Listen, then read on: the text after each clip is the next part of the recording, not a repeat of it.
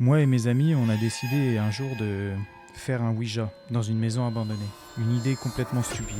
Et je ne sais pas si vous connaissez le Ouija, mais lorsque l'on pose des questions, c'est soit par oui, soit par non, ou avec les lettres sur la planche, on peut écrire des mots. Enfin, l'esprit présent sur le moment peut écrire un mot avec ces lettres. Et pour partir du Ouija, il faut une autorisation.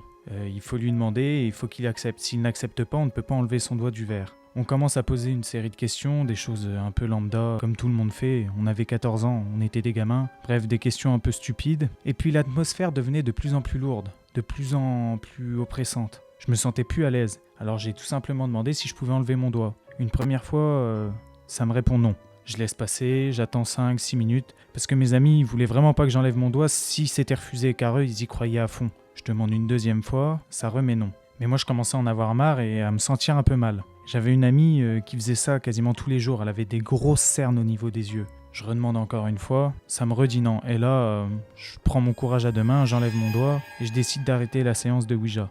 Je me fais un peu engueuler par mes potes. Si l'entité ne veut pas, il ne faut pas enlever son doigt. Bref, je les regarde finir la séance. L'échange devenait de plus en plus tendu. Le verre bougeait de plus en plus vite. Ce genre de choses. Et moi, je commençais à avoir du mal à respirer comme si quelque chose me compressait. Et puis, plus le temps avance, plus l'atmosphère devient lourde. Juste avant que le Ouija se termine, je sens comme si quelqu'un m'agrippait par le bras, mais très fort, vraiment très fort. Une force surhumaine. Je réagis pas trop. On était en plein été et il faisait froid dans la pièce. Une fois le Ouija terminé, je décide de partir et je vais chez une amie qui n'était pas là à ce moment-là. Quand j'arrive chez elle, elle me regarde et elle voit que je suis tout pâle et que je suis pas très bien. Elle me demande ce qui s'est passé. Donc je lui explique, je lui dis on a refait un Ouija avec les autres. Et là d'un coup je vois qu'elle est stupéfaite, les yeux écarquillés. Je lui demande ce qui se passe et elle me dit de regarder mon bras et j'avais une trace de main à l'endroit où j'avais senti qu'on m'avait attrapé. Alors j'ai un peu paniqué parce que j'avais peur un peu, à force de regarder des films d'horreur, d'être possédé ou ce genre de choses. Je savais pas comment réagir et au final depuis ce jour-là,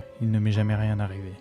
Aujourd'hui, on va parler de l'histoire de Hiva, qui vit dans le sud de la France. Ça a commencé un été où elle a eu un petit passage à vide. Elle avait besoin de voir un psy pendant quelques temps. Et aux alentours de fin septembre, elle fait partie d'une organisation pour aider les personnes en difficulté psychologique. Donc elle allait dans un bâtiment pour retrouver son psychologue et il y avait pas mal d'allées et venues dans ce bâtiment. Et un jour où elle avait rendez-vous, il faisait un temps gris, vraiment gris. Il pleuvait, temps maussade, un temps de rentrée, quoi. Les températures avaient baissé, et quand elle arrive à la porte d'entrée de ce bâtiment, elle était dans ses pensées, pas vraiment consciente de ce qui l'entourait. Et quand soudain elle a eu ce fameux sixième sens, et qu'elle a senti un regard malveillant qui se posait sur elle. Ses poils se sont hérissés sur sa nuque, et elle a vu sur le trottoir d'en face un homme négligé, et qui la regardait avec un œil menaçant. Donc elle se retourne, comme si de rien n'était, pour ne pas attirer une situation malsaine, et elle rentre dans le bâtiment. Le bureau de sa psy se trouvait au premier étage, et elle avait deux choix. L'ascenseur, qui mettait 3 plombes à descendre, ou les escaliers, mais qui sont eux aussi déserts, qui sont exigus et avec une ambiance un peu terrifiante. Un peu comme un sous-sol sinistre d'un établissement scolaire. Elle a quand même décidé de prendre les escaliers, elle sentait qu'il fallait qu'elle se dépêche, car elle avait entendu la porte d'entrée qui s'était ouverte. Au moment où elle a commencé à monter, elle a regardé pour voir si quelqu'un l'avait suivie et elle l'a vu. L'homme qui l'avait regardé dehors. Elle a stressé, mais elle s'est dit d'un côté peut-être qu'il avait rendez-vous aussi à un autre étage avec une autre psychologue. Mais elle a quand même ressenti de la peur. Sa respiration s'est coupée, elle a couru en prenant les escaliers 4x4 jusqu'au bureau de sa psy. Elle a rien dit ni à la secrétaire ni à personne parce qu'elle pensait qu'à force de regarder des films d'horreur et écouter des podcasts threads d'horreur, elle était devenue parano. Elle a donc annoncé son arrivée à la secrétaire. Elle s'est assise en salle d'attente, en se persuadant dans sa tête qu'elle était juste angoissée et qu'il n'y avait pas de réel danger. L'homme en question arrive à son tour par l'ascenseur, qui avait mis vraiment 3 plombes à monter. Il se met à hurler sur la secrétaire qu'il n'est pas satisfait de leur travail, qu'il est toujours enclin à ses pulsions, qu'il ressent beaucoup de colère, etc. Plein de...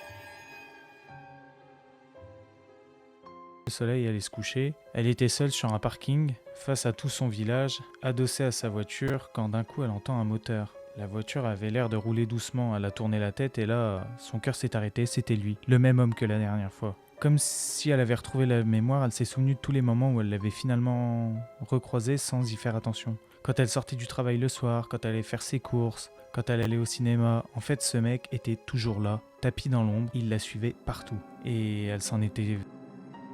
Peut-être qu'il a fini par savoir qui elle était. Il s'est garé et au moment où il a voulu ouvrir la portière, elle a couru à sa voiture, elle a démarré sans mettre sa ceinture et elle a tapé un dérapage et elle est partie. En sortant du parking, elle a très vite jeté un coup d'œil dans son rétro et effectivement l'homme l'a regardé partir avec un espèce de regard satisfait comme si le fait de lui avoir fait peur l'avait amusé.